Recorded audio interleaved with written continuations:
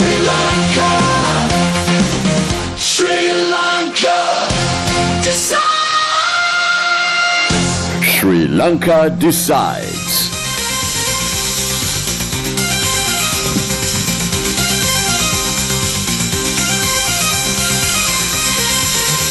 A very good evening to you and welcome. This is Newsfirst, Sri Lanka's #1 news provider. We are live from Stein Studios in Ratmalana, your election headquarters.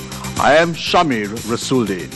And I'm Sonali Wanigabadage. Today marks a significant day in the Sri Lankan election calendar as the 21st of September was declared as the date on which the next presidential election will be held to elect into office the 9th executive president of Sri Lanka. On the 17th of July, the Elections Commission was tasked with announcing a date in which the presidential election would be held. 8 days after, here we are. The date has been fixed for the 21st of September 2024. This will be the time that the people will exercise their right of franchise. Interestingly, before this declaration, there was somewhat of a trepidation among the Sri Lankan populace whether it will be a presidential election or a general election that will be held. Newsfirst, of course, will be in the forefront, bringing you the stories as it unfolds first and fast, as we have done in the past. Stay connected, stay with Newsfirst, and we are live from your election headquarters. We will tell you the story as it unfolds when we appoint the 9th executive president of the Democratic Socialist Republic of Sri Lanka. Let's now take a look at the stories making the headlines tonight.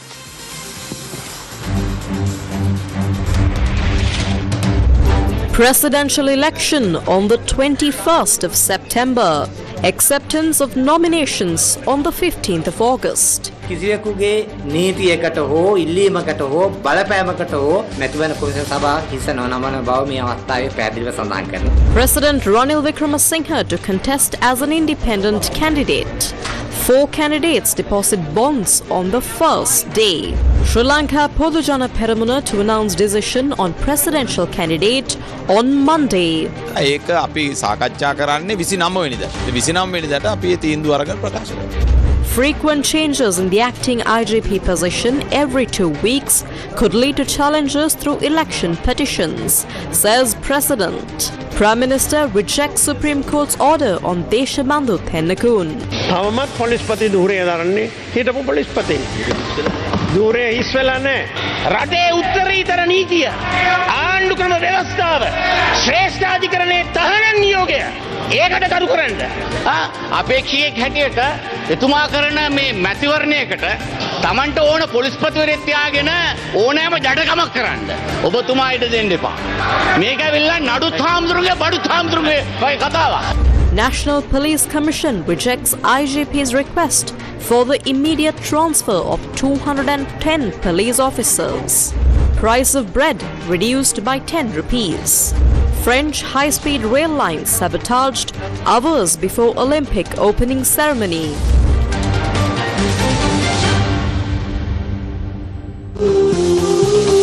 Sri Lanka, Sri Lanka, Sri Lanka decides. Sri Lanka decides. Starting off with your top story tonight, an extraordinary Gazette notification was issued informing candidates contesting the presidential election to deposit bonds from today until the 15th of August. The Gazette was published by the National Elections Commission. During a period when elections are making the news in the country, I am reporting to you from the National Election Commission, and with the announcement of the date for the upcoming presidential election, which we held on the 21st of September, 4 candidates have placed their bonds for the upcoming presidential election. And as per the National Election Commission, candidates can place their bonds until the 15th of August. Reporting to you, I am Budmin Amaradivakara for Newsfirst. Following the official proclamation of the presidential election, representatives of President Ranil Wickremesinghe took the initial step towards his candidacy. This morning, they deposited the bonds at the Election Commission, paving the way for Wickremesinghe to run as an independent candidate in the upcoming election. ගරු රනිල් වික්‍රමසිංහ මැතිතුමා වෙනුවෙන් අපතන්පත් කිරීමට ආවේ. එතුමා ස්වාධීන අපේක්ෂකෙක් හැටියට ඡන්දයට ඉදිරිපත් වෙන්න තමයි අදහස තියෙන්නේ. අද අපතන්පත් කරපු එක විතරයි වුනේ. ඒ කියන්නේ ජනාධිපති රනිල් වික්‍රමසිංහ මැතිතුමා අනිවාර්යයෙන්ම ඡන්දයට ඉදිරිපත් වෙනවා කියන්නේ ඩිපොසිට් එකද ගෙවලා තියෙන්නේ. Meanwhile, former Member of Parliament Sarath Kirtinaratne also deposited bonds for the presidential election this morning. ගිය සැරේත් මම ජනාධිපතිවරණයට ස්වාධීන අපේක්ෂකයෙක් හැටියට ඉදිරිපත් වුණා. මෙවරත් ස්වාධීන අපේක්ෂකයෙක් හැටියට නාම යෝජනා බාර දෙන්නට මුදල් තැන්පත් කරා. Sarath Kirtinaratne was seen at the SLPP office in Nelumawatha Bathramula after depositing the bonds.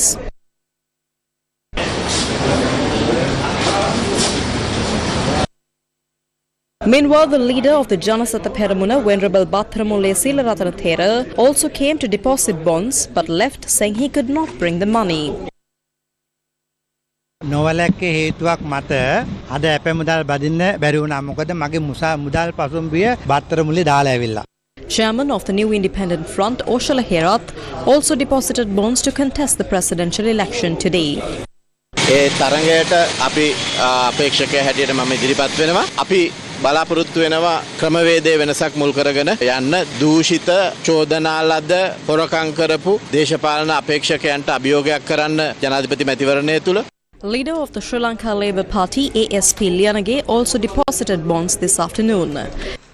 මේ පාර තරම් කරන්නේ ඔක්කොම අලුත් අය. ඒ කියන්නේ සියලු අපේක්ෂකයෝ ඇවිල්ලා ආදුනිකයෝ. අපි දිනන්නේ තරම් කරන්නේ. වර්තමාන අතිගරු ජනාධිපතිතුමායි මායි එකට තරම් කරේ කොළඹ දිස්ත්‍රික්කයෙන්. දෙන්නම අප නැතුව පෙරදුනා. ඉතින් එතුමාගේ වාසනාවට එතුමා එක ඡන්දයක් හරි අරගෙන නායකයා වුණා. ඉතින් ඒ නිසා මේ පාර අපි දෙන්නම එකට තරම් කරනවා ජනාධිපතිවරණයට. ඒක ලස්සනයිනේ. The presidential election will be held on the 21st of September. The proclamation was made early this morning by the National Elections Commission through an extraordinary Gazette notification. Candidates are required to submit their nominations on the 15th of August at the Election Commission headquarters located in Saranamawatha, Rajagiriya. The Election Commission has also commenced the acceptance of deposits with a deadline set for 12 p.m. on the 14th of August. Deposits can be made during business hours from 8:30 a.m. to 4:15 p.m. at the same location. The Election Commission said that a candidate of a recognized political party should deposit an amount of 50,000 rupees, while a candidate of a non-recognized political party must deposit 75,000 rupees. මම විශේෂයෙන්ම සඳහන් කරන්න කැමතියි ඡන්ද විමසීම සහ නාම යෝජනා බාර ගැනීම සම්බන්ධයෙන් වන මේ gazette In the past weeks, attention was drawn to this Gazette notification declaring the presidential election. Various allegations were leveled against the Election Commission, such as yielding to various pressures.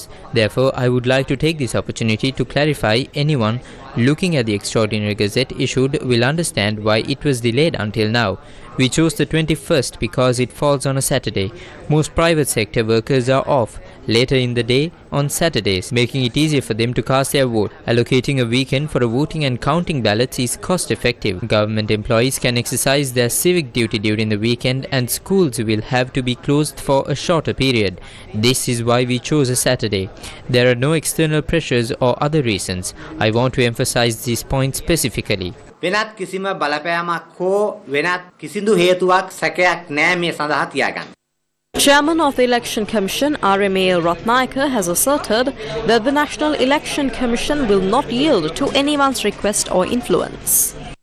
මැතිවරණ කොමිෂන් සභාව මේ දින සම්බන්ධයෙන් හරි වෙනත් කටයුත්තක් සම්බන්ධයෙන් හරි තීරණයක් ගන්නේ ශ්‍රී Lanka ප්‍රජාතාන්ත්‍රික සමාජවාදී ජනරජයේ. The Election Commission will make the decisions regarding the date or any other matter strictly in accordance with the provisions of the Constitution of Sri Lanka and the provisions of the President's Election Act number 15 of 1981. Apart from these, the National Election Commission will not yield to any external pressures or requests. I would urge everyone who has doubted us to review this Gazette and the relevant legislation. If anyone is unable to understand this, then they should refrain from commenting, as even a child could understand it. There are 17.1 million voters in this country who have placed their trust in the Election Commission.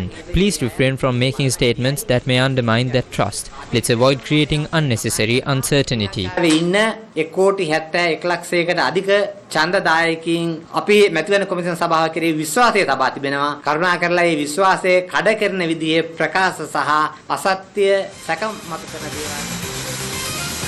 In another headline-making story tonight, President Ranil Wickremesinghe has said that he will not get involved in the process of appointing an acting Inspector General of Police.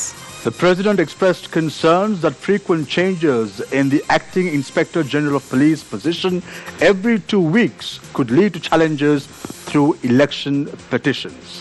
Meanwhile, in a special session in Parliament today, Prime Minister Dinesh Gunawardena addressed the issue, asserting Parliament's stance against accepting injunctions that lack legal foundation. The Speaker of Parliament also affirmed that the appointment procedures of the Constitutional Council were conducted correctly. He emphasized that any disagreements should be resolved through established legal processes rather than judicial intervention. Now, the developments follow the recent Supreme Court decision to issue an interim injunction order against Deshabandhu Tendakon, restraining the exercising duties of him serving in the position of Inspector General of Police. Court set a hearing date for November 11th based on petitions challenging the appointment.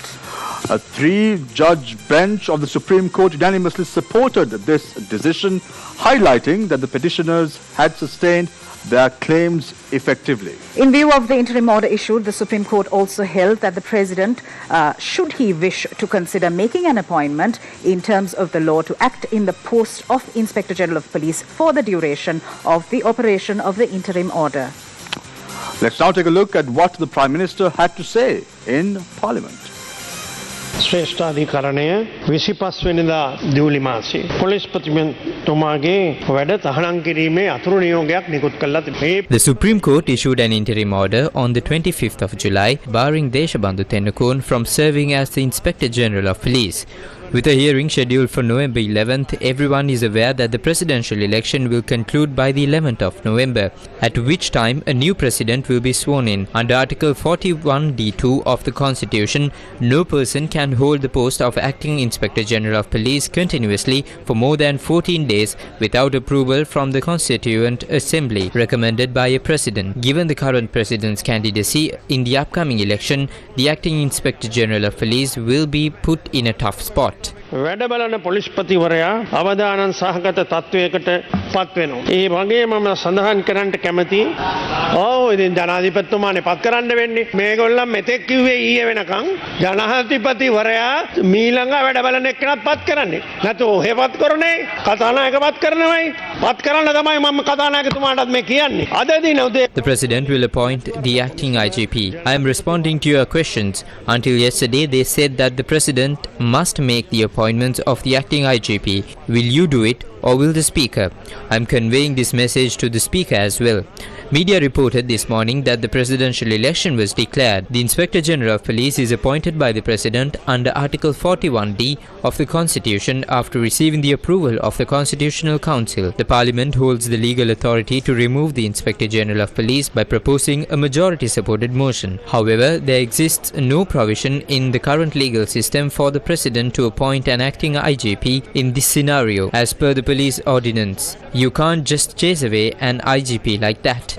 There might be some people who are of that stance. The Supreme Court's role is to uphold existing laws, and the administration of the police ordinance falls under the Inspector General's jurisdiction. Therefore, there is no legal basis preventing the Inspector General of Police from carrying out duties. The former Inspector General retains the position, which is not vacant, amidst varying interpretations and arguments regarding decisions made by the Constitutional Council.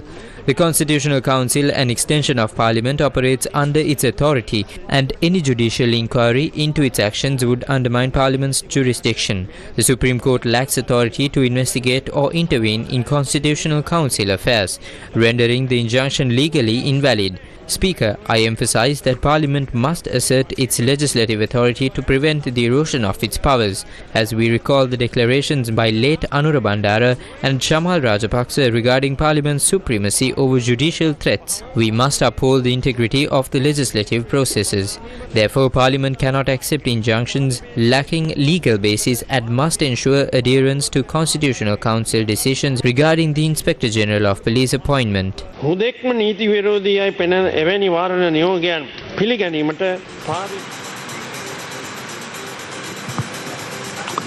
A tense situation arose in Parliament after the Prime Minister's statement. That's right. Opposition leader Sajid Premadasa expressed his objections to the Prime Minister's statement.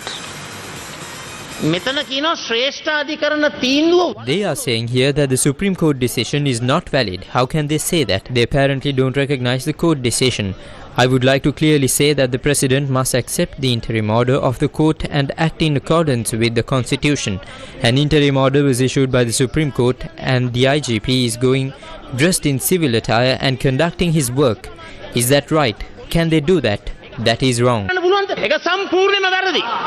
සම්පූර්ණයෙන්ම වැරදි. විපක්ෂ නායකතුමා වැරදි ප්‍රකාශයක් කරා ආරක්ෂක අමාත්‍යාංශයට පොලිස්පතිතුමා කිසිම වෙලාවක පැමිණිලා නැහැ. සිවිල් ඇඳුමෙන් ඇවිල්ලත් නැහැ. නිල ඇඳුමෙන් ඇවිල්ලත් නැහැ. වස්ත්‍රයක් නැතුව ආවද දන්නේ නැහැ. වස්ත්‍රයක් I don't know if he came without any clothes. Prime Minister, this is shameful. He's an old boy of Royal College. So am I. Students of Royal College are watching. The Supreme Court's decision is apparently invalid. There is apparently no legal basis and apparently they don't accept it. I would like to say to all the government officials who are violating the Supreme Court order, please don't play politics at this time. Don't look to political leaders. The supreme law of the land is the Constitution and the interim order of the Supreme Court must be respected. රටේ උත්තරීතර නීතිය ආණ්ඩු ක්‍රම ව්‍යවස්ථාව ශ්‍රේෂ්ඨාධිකරණයේ තහනම් නියෝගය ඒකට කරු කරන්න ව්‍යවස්ථාදායක සභාව නිත්‍යානුකූලව අයිති වෙන්නේ පාර්ලිමේන්තුවටද ඒකේ කොටසක්ද නැත්නම් ව්‍යවස්ථාදායක සභාව විධායකයේ කොටසක්ද විධායකයේ ක්‍රියාවලියක් තමයි සිද්ධ කරන්නේ හැබැයි ව්‍යවස්ථාදායකයේ බල පරාක්‍රමය ඒ තුල නියෝජනය වෙනවා ඒක ඒ කාර්යය තමයි පැහැදිලි ඔබතුමාට මතකයි In 2018 when Mahinda Rajapaksa in his capacity as the Prime Minister gave orders to ban our cabinet, we did not come and say that we don't accept it. Ranil Wickremesinghe was reappointed as the Prime Minister. Maithripala Sirisena was the President at the time. He did not say that he does not accept it. He could have said so. The Constitutional Council does not have the authority to appoint acting positions. The President has that authority. It is a part of the executive that has been extended through the Constitution, but you are the head. But the evolution of this paragraph was the 17th Amendment as a part of the executive. Previously, all this power was vested with the executive. Article 126 is right. The position is not vacant. Can the position be vacant? If it is made by an arm of the executive, the decision must be reversed from the same place. The Supreme Court has the power to interpret the Constitution. Now he is interpreting the Constitution in Parliament. He is saying that the Supreme Court interpretation is wrong. The verdict of Anura Bandaranayaka's case is related to the constitutional matters. Today the issue at hand is not a constitutional issue. It is an executive issue. Desha Bandhu was appointed after the council meeting was concluded. After the meeting you wrote a letter to the President and that is what the court deemed as wrong. ඒකයි ශ්‍රේෂ්ඨාධිකරණය කියන්නේ ඒක තමයි වැරද්ද. කොතන තියෙන්නේ? නඩු තීන්දුව තියෙනවා. කියවන්න. තියෙන්නේ. ව්‍යවස්ථාවේ හරියට කියවලා ඉන්න. මම ව්‍යවස්ථාවෙන් පිට දශමයක්වත් ගිහිල්ලා නැහැ. අපි කියන්නේ ඔබතුමා මේක ඔබතුමා ගොදුරක් කරලා මේ ජනාධිපතිතුමා අපේක්ෂකයෙක් හැටියට එතුමා කරන මේ මැතිවරණයකට Tamanට ඕන පොලිස්පතිවරයෙක් තියාගෙන ඕනෑම ජඩකමක් කරන්න. ඔබතුමා ඊට දෙන්න එපා. මේක ඇවිල්ලා නඩුත් හාමුදුරුවෝ බඩුත් හාමුදුරුවෝ වගේ කතාවක්. ඔබතුමා පාවිච්චි කරගෙන ඔබතුමාගේ තවත් තීරණයක් ඒ තීරණයට විරුද්ධව ඔබතුමා ලවා තීරණය ලියා ගන්න. මේ ප්‍රශ්නෙන් ජනාධිපතිවරයාට පැන යන්න බෑ. ඔහු අදටත් ජනාධිපති. අපේක්ෂකෙක් වුණයි කියලා ඔහුගේ වගකීම් නතර කරන්න බෑ. ජනාධිපතිවරයාට ඕක කරන්න බැරි නම් එයාට ඉල්ලාස් වෙන්න කියන්නේ. එතකොට වැඩ බලන ජනාධිපතිට පුළුවන් රටේ නීතියට අනුව වැඩ කටයුතු කරන්න. පූජිත් ජයසුන්දර මැතිතුමාව අනිවාර්ය නිවාඩු වැරියා. එතකොට සීඩී වික්‍රමරත්න මහත්තයා පත් කරා. පත් කළා එයා වැඩ බලාගෙන ගියා. හරිද? පොලිස් පොයි ධූරේ මේ ඉස්සරහ තිබුණේ නැහැ එතකොට. එහෙනම් ඒකත් ඔය තර්කයත් මෙතෙන්ට අදාළයි. මම කියනවා කිසිම වැරදි තීරණයක් අපි ගත්තේ නැහැ. We did not make any wrong decision. This decision was taken after thinking very carefully, very consciously, and after properly researching all these matters in accordance with the Constitution. We took this decision after thorough discussion. It was said that I took this decision from home. That is completely wrong. No matter how you interpret it, there was no problem here. We have made the decision correctly. Today the IGP's service has been banned. I would like to mention that if the position is to be vacant, there is a special process to be followed under Article 41C. We must act according to the procedure laid out in that section. If not, we will have to go to the Supreme Court again and get another decision. Therefore, it seems to me that even the President cannot take this decision now. If I am wrong in this, you can correct it by going to courts. තමුන්නාසල නිවැරදි කරගන්න උසාවියට ගිහින්. The Lawyers Collective expressed these views at a media briefing today. අද දින තුල අගමැතිවරයා දක්වා සිටියා ආණ්ඩුක්‍රම ව්‍යවස්ථා සභාවේ තීරණ ප්‍රශ්න. Today the Prime Minister claimed that the decisions of the Constitutional Council are beyond the scrutiny of the courts.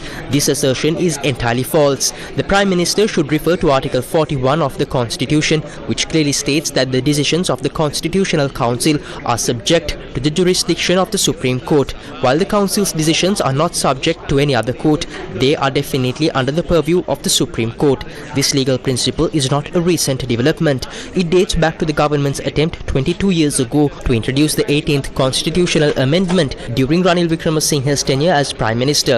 Back then, efforts were made to grant full immunity to the Constitutional Council against legal action. However, the Supreme Court ruled that the Constitutional Council cannot enjoy immunity from such lawsuits and must adhere to the law. The current dispute does not revolve around a decision made by the Constitutional Council. In fact, records show that the Council session on the 26th February concluded without reaching any decision. The crux of the matter lies in challenging the President's appointment. Since the enactment of the 19th Constitutional Amendment under the Prime Minister Ranil Wickremesinghe, all decisions by the President except those concerning declarations of war and peace fall under scrutiny of the courts and are subject to judicial review based on fundamental rights. Fundamental rights jurisdiction. Why is that? Presidents of this country are not kings. What is the new trend to defy court decisions? This disregard represents a severe threat to democracy and the rule of law in Sri Lanka. This is not the first instance of President Ranil Wickremesinghe disobeying court rulings, and such actions cannot be tolerated under any circumstances. උසාවියේ තීන්දුවට අවනත නොවෙන්නේ. ඒ නිසා මේ ප්‍රවණතාවයට කිසිසේත් ඉඩ දෙන්න බෑ. මොන අර්ථ නිරූපණය කවුරුන් කොතනදී දුන්නා? Regardless of any interpretation offered by anyone, Deshabandhu Thennakoon will not be allowed to assume any role in leading the affairs of the Office of Inspector General of Police until this case is heard and concluded as per the court's ruling. Any attempt to do so will be met with legal consequences, specifically under Act Number 8 of 2024, which deals with contempt of court. According to the second subsection of the third section of this Act, individuals who disregard a court order or judgment will face charges for their actions. වරදක් සිදුවේ ඇති බවට මෙම පනතෙන් තීරණය කරලා තියෙනවා. ජනාධිපතිවරයාට දැන් මාර ප්‍රශ්නයක්. ඇයි අපේක්ෂකයෙක් වෙච්ච නිසා. The President faces a significant challenge now that he has become a candidate. It remains to be seen how he will defend this position over the next 2 to 3 months. Considering the political implications, this involves independence and questions about whether funds from the President's fund will be used and if scholarship distribution in districts will cease. If these actions are taken, it may not be well received. Will he proceed with these decisions? Let's wait and see.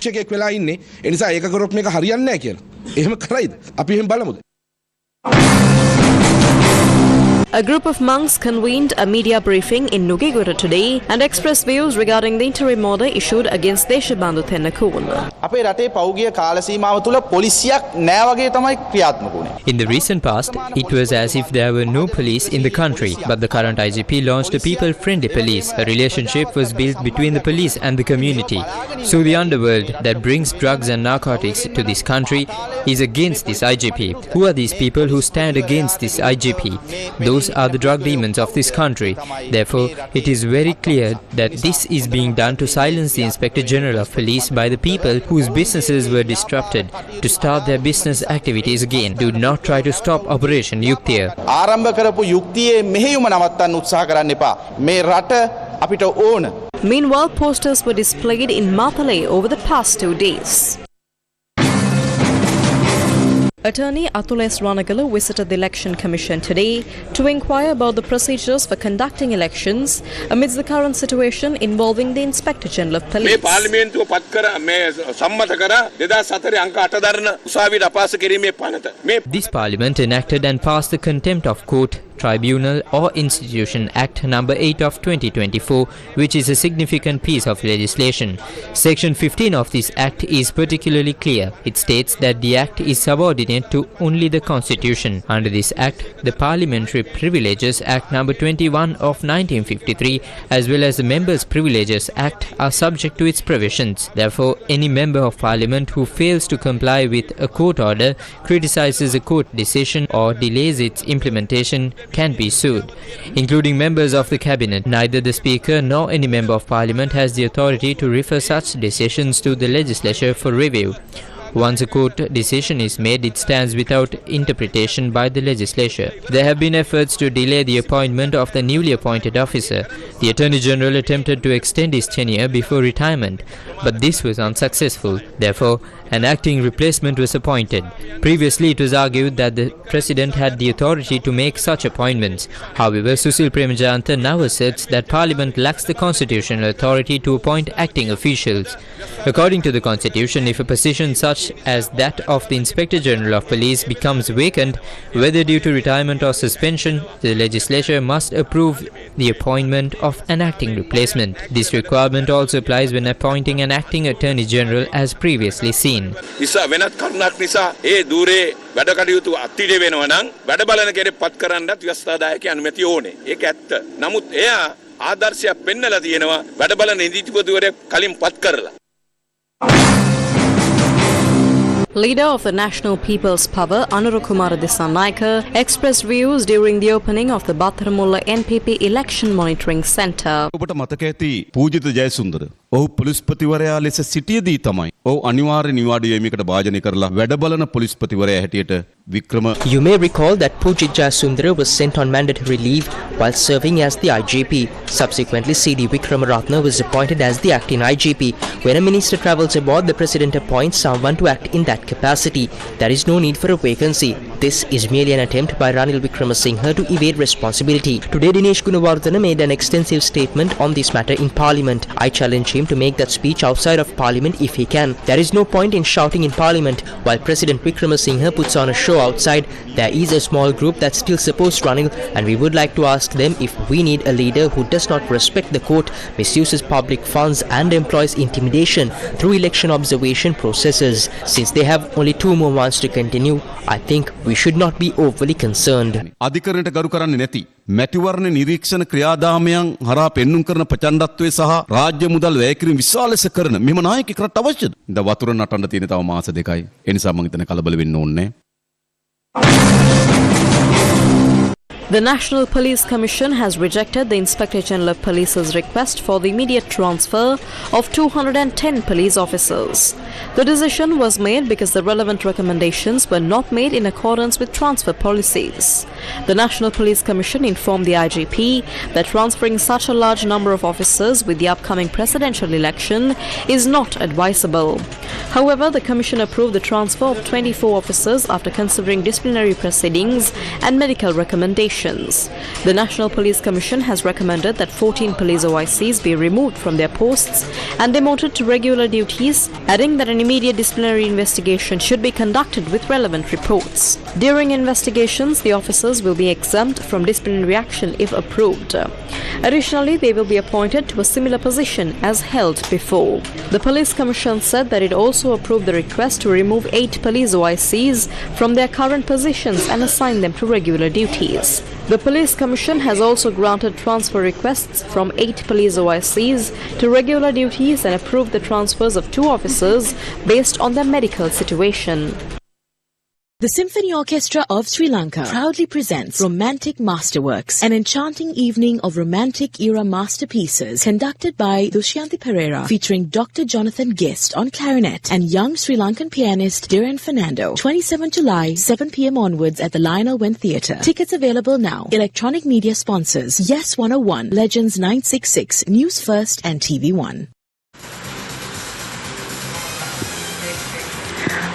Although President Ranil Wickremesinghe submitted his nominations today as an independent candidate, the ruling Podu Jana Peramuna, which holds the majority in government, has not yet taken a decision on whether to support him.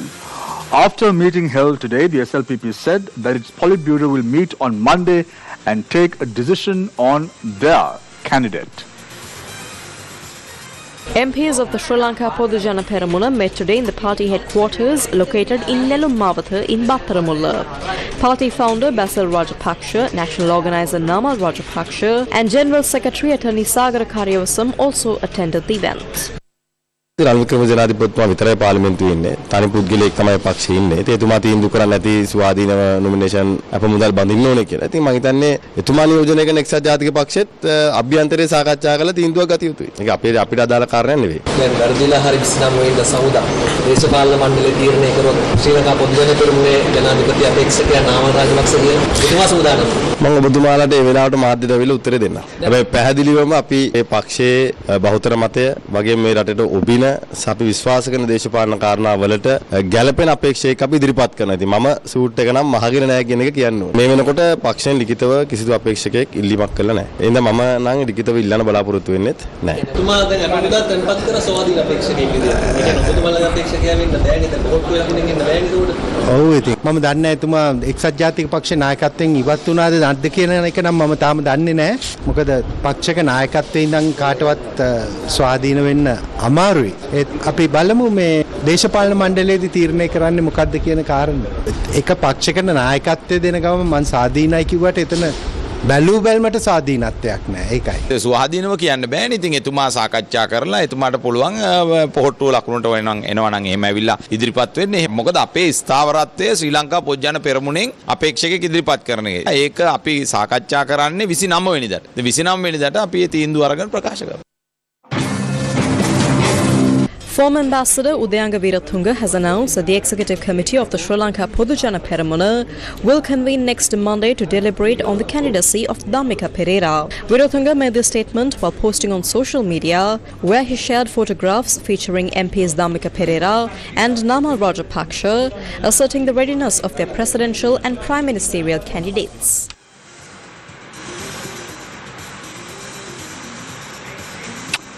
The Samaga Jana Baladege is gearing up to launch a new political alliance in which many parties have joined. Addressing a press conference today, the SJB's head of election operations, Sujiva Sena Singha, expressed these views. We are hoping to introduce a new alliance to the country on the 8th of the next month. It is a large alliance. We will be gathering good talented people who aren't corrupt for the alliance. We hope to win this election by bringing everyone in this nation together as one.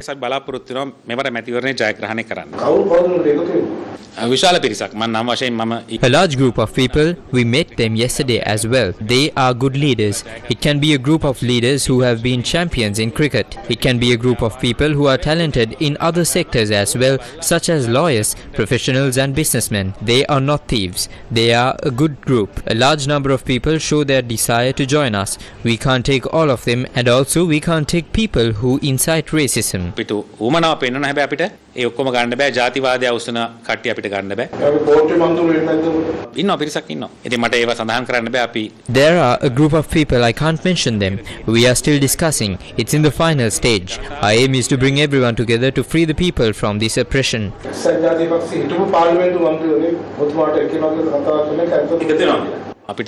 We cannot say. Currently, I think more than 10 are discussing. There is a possibility that everyone will join us on the 8th. After the 8th, we can add about 2 weeks for them to join us. Meanwhile, Kumarasiri Hettige, who worked as the Parliamentary Affairs Secretary of former President Mahinda Rajapaksa, has been appointed as the Samagi Janabalawege district organizer for the Mathura district. Kumarasiri Hettige received the appointment letter from leader of the opposition, Sajid Premadas. Samagi Janabalawege parliamentarian Sarath Fonseca said he will announce his manifesto in the coming week. I plan to reveal my manifesto to the media and the public in about another week. I don't foresee any candidate securing a 50% majority. I believe a candidate who garners approximately 3.5 million votes will lead the race.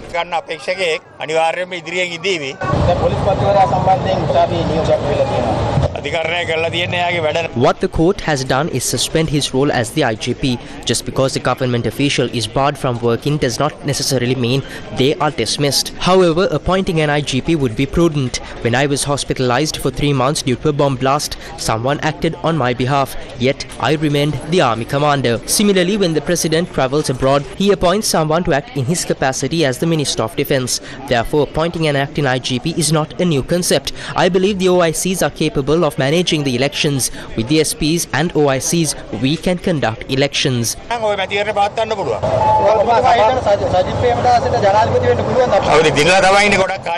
Yes, he has always won. The question isn't whether he can win, but whether he can govern. Going to parliament should be prioritized. SJB has around 2.5 to 2.7 million votes. Some people remain loyal to the party as long as those votes exist.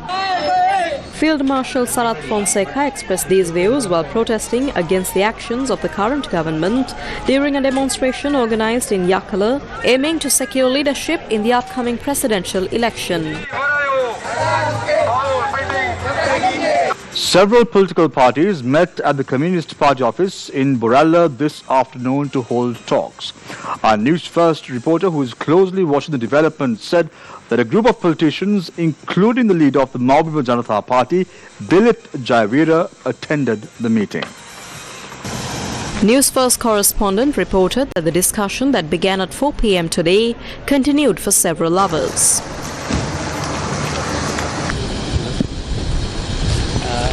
සමාම වෙන්න ඕන හොඳටම පරක්කුයි. තාම සාකච්ඡා ආරම්භුණා විතරයි. ඇත්තම කිව්වොත් නෑ සමස්තයකට රටේ මේ ඇතිවී ඇති දේශපාලන තත්ත්වය පිළිබඳ සංවාදය ආරම්භුණා විතරයි. මම ප්‍රමාද වුණ නිසා වෙන රැස්වීමකට මම මැදදී නැගිටලා. සමාවෙල පොඩ්ඩක් කියනොත් මේ මොහොතේ පවතින තත්ත්වයට එක ජනාධිපතිවරණ සම්බන්ධව ඔබතුමාගේ අදහස මොකද? ඔබතුමා ඉදිරිපත් වෙනවද? අපි බලමු මොකද්ද ඉස්සරහට වෙන්නේ කියලා. එන විදිහට බලමු. බොහොම ස්තුතියි. President Ranil Wickremesinghe expressed his gratitude to all political parties in Parliament for supporting the adoption of the Economic Transformation Bill and urged them to unite in advancing this initiative. He highlighted that the bill includes the necessary governance and institutional framework for developing an export-centered digital and green economy in the country. The President expressed these views at the Rambukana Parakrama Mahavidyalaya, where he participated in providing smart classroom equipment for schools and peer events under the Digital Economy Strategy 2030 program implemented jointly by the Ministries of Education and Technology. මැයි මාසේ ඉන්දුනීසියාවේදී මට Elon Musk මැතිතුමා හම්බුණා මං කිව්වා ලංකාවට එන්න කියලා. In Indonesia, I met Elon Musk and encouraged him to visit Sri Lanka. We have now issued the necessary licenses to bring Starlink here. I am committed to sharing as much technological knowledge as possible, as it is crucial for everyone to understand how to use and implement these advancements. Our focus should be on developing the green and digital economies while also imparting other essential knowledge. The recent AI debate in Parliament highlighted a potential future where politicians rely solely on AI-generated content like ChatGPT. This emphasizes the importance of proper fact utilization and the need to prevent potential misuse, including the perversion of religion. We are currently drafting the necessary legal framework to regulate this technology and are seeking collaboration with India to accelerate growth. I envision a future where technology-based universities drive economic transformation. Let's work together to make this vision a reality. ඉතින් මේ වැඩ කටයුතු කරන්නට ඒ වගේම මම අපි ඉදිරියට යන්න අපි බලන්නේ තවත් තාක්ෂණය ලබා දෙන්න තාක්ෂණය පදනම් කරගත්ත විශ්වවිද්‍යාල ඇති කරන්න. ඉතින් අපි දැන් ලෑස්ති වෙලා ඉන්නේ අනාගතයකට යන්න. ආර්ථිකය පරිවර්තනය කරන්න. The president also participated in an event today at the Pinnavala Zoo premises to introduce the QR code system as part of a comprehensive program aimed at empowering over 1 million micro, small and medium enterprises in the Kegol district.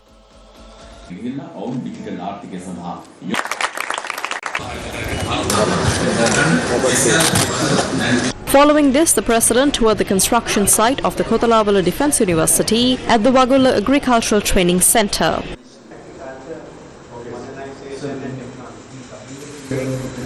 We are coming to you live from your election headquarters here at Stein Studios, Ratnalana. This is Sri Lanka Decides 2024. As Sri Lanka decides on who is going to take the top job of the country on the 21st of September 2024, we now cross over to Shalan Benedict and Rochelle Tumodera for an in-depth look at the history of presidential polls in Sri Lanka. Thank you very much, Shamir. Thank you, Sonali. We Sri Lankans find ourselves yet again at a crossroads. Another opportunity to hopefully get things right this time. On the 21st of September, Sri Lankans will be given an opportunity to vote at the presidential election to select the 9th executive president of Sri Lanka. Well, there is a start, a middle and an end to every story. Same goes for the history of the executive presidency here in Sri Lanka. Certainly, Sharla. Now, Sri Lanka so far had 8 executive presidents, and now Sri Lanka is about to decide its 9th executive president. Now, as you can see on the screen, the first presidential election was held in the year 1982. However, Rochelle, although the first presidential election to select the executive president of Sri Lanka was held in the year 1982, the real history of the presidential system or the executive presidential system began in Sri Lanka in the year 1977. Now, just to take you on a little bit of a walk back as to Sri Lanka's constitutional history, the first republican constitution in Sri Lanka was introduced in the year 1972. After that, it was on the promise of bringing in a brand new constitution that former President J.R. Jayawardena was elected with a resounding victory, with a resounding majority in Parliament in the year 1977. That was at the general election that was held in 1977. Subsequently, former President J.R. Jayawardena went on to become president after the 77 election, although it was not a presidential election. Then we come to the 1982 presidential election. The president at the time, J.R. Jayawardena, contested again. He contested against Hector Kobakadua from the Sri Lanka Freedom Party. And as you can see, 39.07% was the amount of votes that were cast in favor of Hector Kobakadua. And J.R. Jayawardena, the president at the time, got a second term in office after securing 52.91% of the entire vote. Now, of course, it's also noteworthy to mention that Rohana Vijayveera from the JVP also contested the 1982 election. He got just over 4% of the vote that year. So moving on, Shalan, the next presidential election was held in the year 1988. Well, yes, as you can see, in the year 1988, it was Siramavu Bandaranayake contesting against Ranasinghe Premadasa. Now, to remind you, in the year 1988, there was turmoil in the north. There was an insurrection in the south. So these were very, very trying times. And at this presidential election, it was Ranasinghe Premadasa who came on top with 50.43% of the vote, while Siramavu Bandaranayake only managed to secure 44.95% of the vote. Moving on to the next presidential election was held in the year 1994, where for the first time 2 ladies came hand in hand in the top position.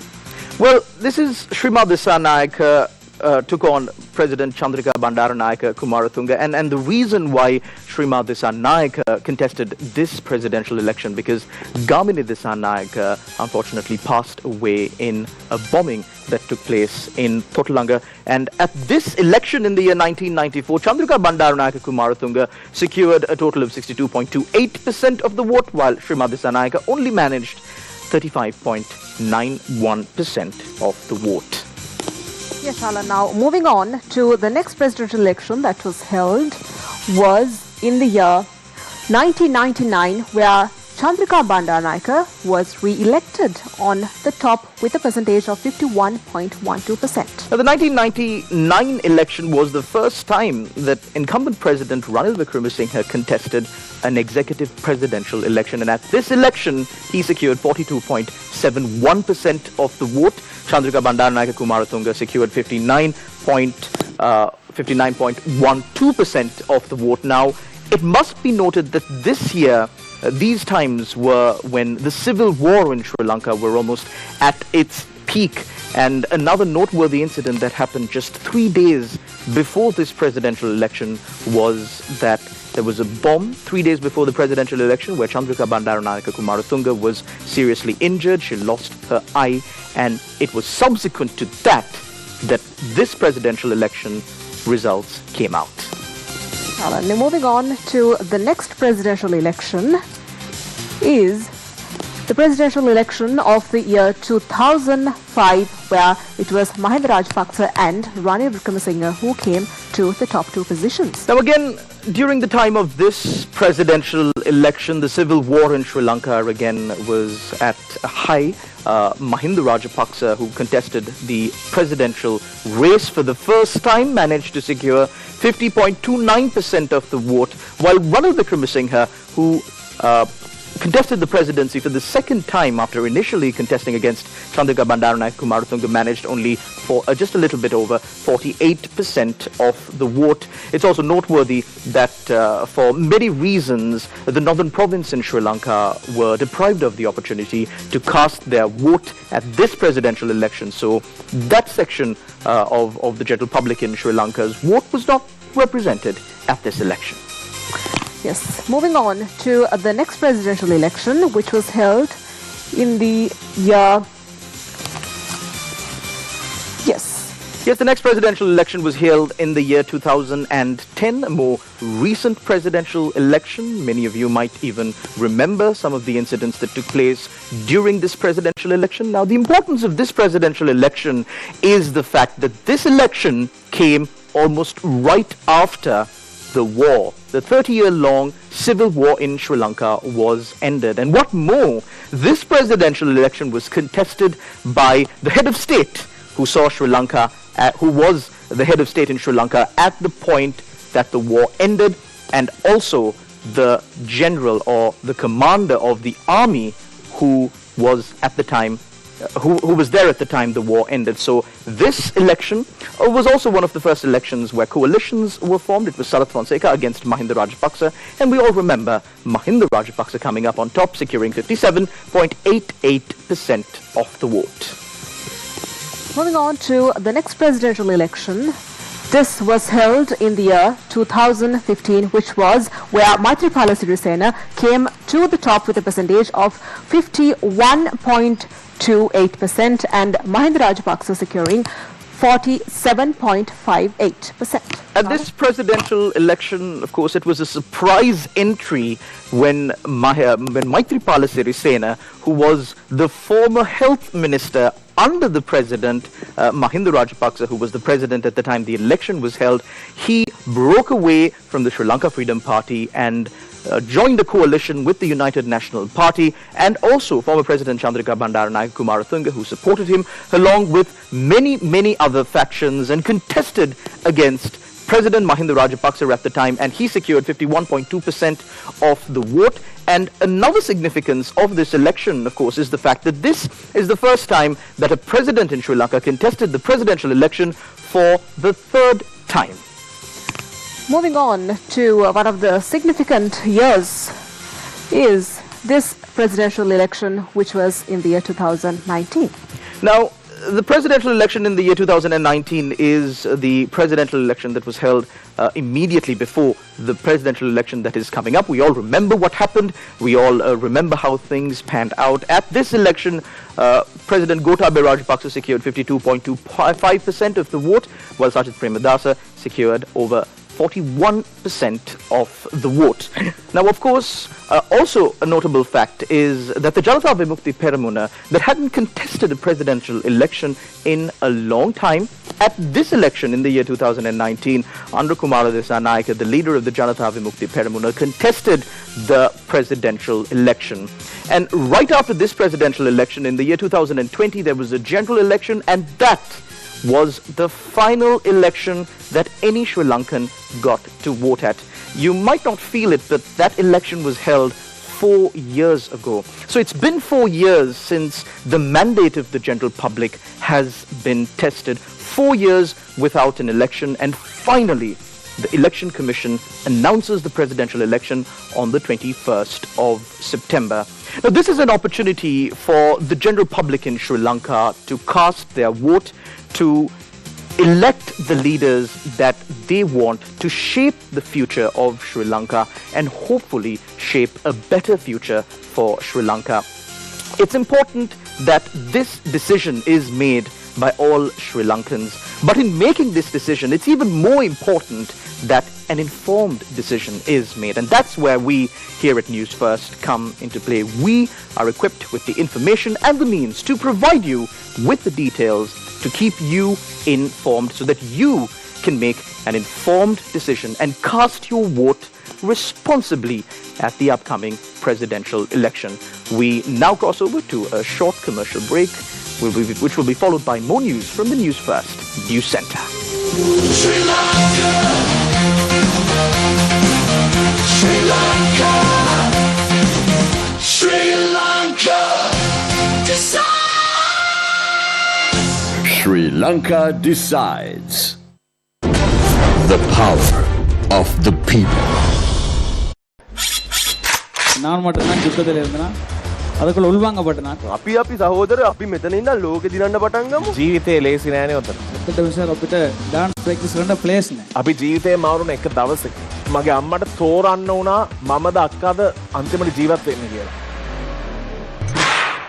In Sri Lanka's Got Talent, there's this team from Jaffna that embodies resilience and talent.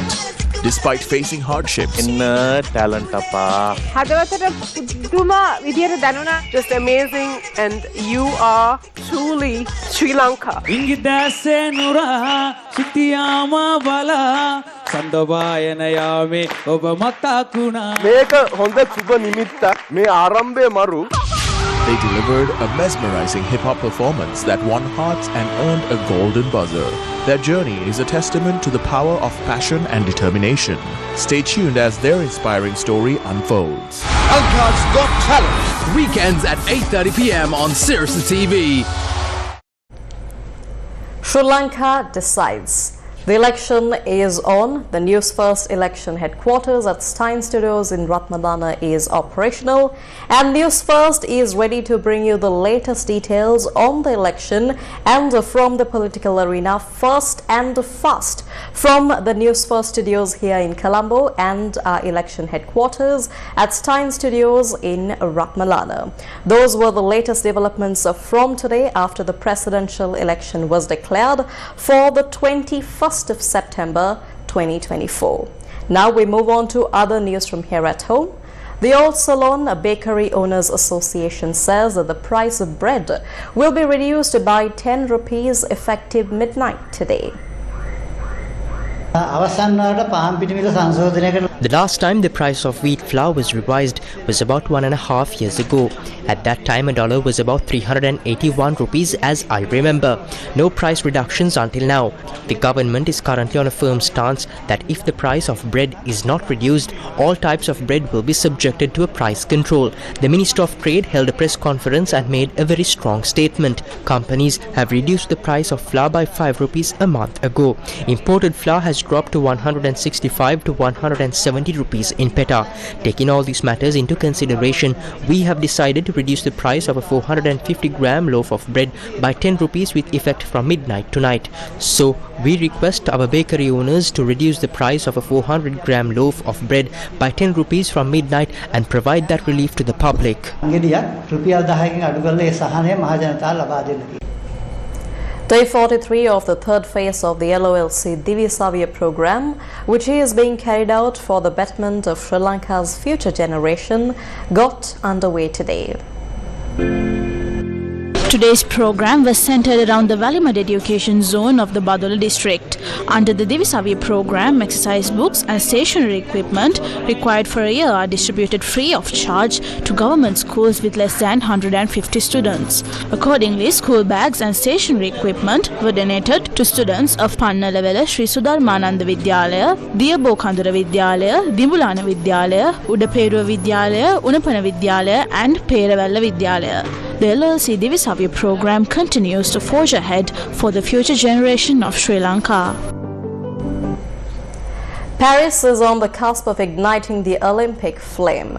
In a couple of hours, the world's greatest sporting spectacle will kick off, drawing 10,000 athletes from 206 countries. Occurring once every 4 years, the Olympics unites the globe in a celebration of human spirit and athleticism. For the first time in history, the opening ceremony will take place not within a stadium, but along the iconic Parisian waterway. We'll leave you tonight with details of this story. Good night and take care. Games wide open is the motto for this year's Paris Olympics, which officially begins today, promising to be a unique celebration of global unity and sportsmanship. Thousands of athletes from 206 nations will converge on the French capital to compete in 329 events across 32 sports. Sri Lanka will be represented by a contingent of 6 athletes hoping to bring glory to their nation. As the world watches, the eyes of billions will be on the Seine River, where a dazzling display of artistry, culture and athleticism is expected to captivate audiences worldwide. The ceremony, presided over by French President Emmanuel Macron, is scheduled to begin at 11:30 p.m. Sri Lanka time. With a massive security operation in place involving over 45,000 police officers and 10,000 soldiers, organizers are confident of a safe and secure games for athletes and spectators alike. The Olympic Games will conclude on the 11th August. Meanwhile, a series of fires hit French high-speed rail lines hours before the Paris Olympic Games opening ceremony.